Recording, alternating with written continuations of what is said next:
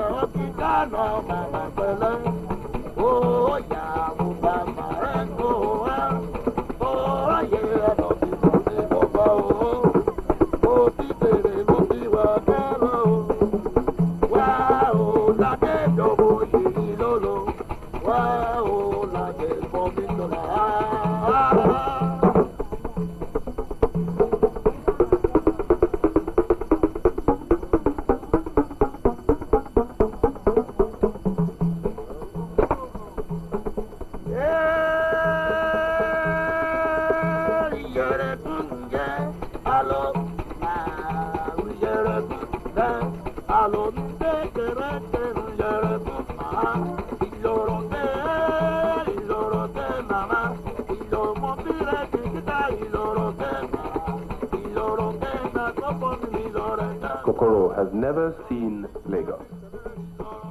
When he first arrived in 47, he was already blind. But he knows the city as well as any man.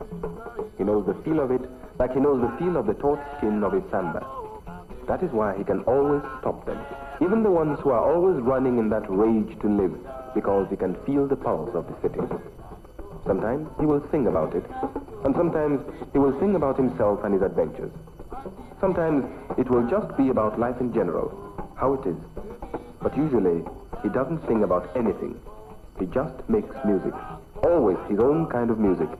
A music of the city, alive, excited, sometimes wild and frenetic, at other times humorous and gentle.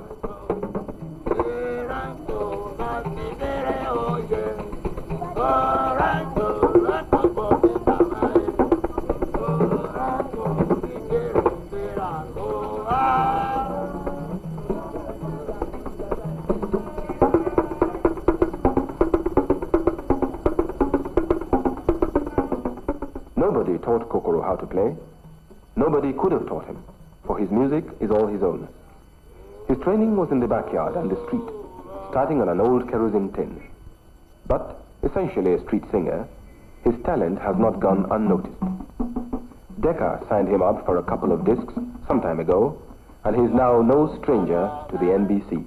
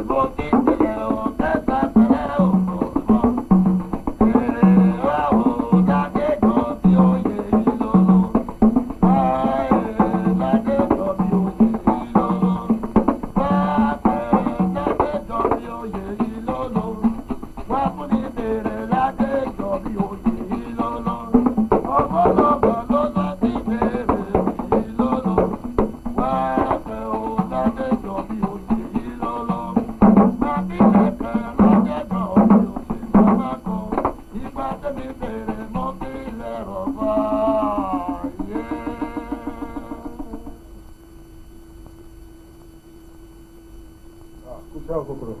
Ilé ẹ̀dá gan ni, iṣẹ́. Eléyìí yóò tóbi gan, mo gbádùn eléyìí gan tó yẹ. Àábá mi gan tó yẹ. Àgbàdá àti ní ìdú. Usually, Okoro makes his way around Lagos on his own.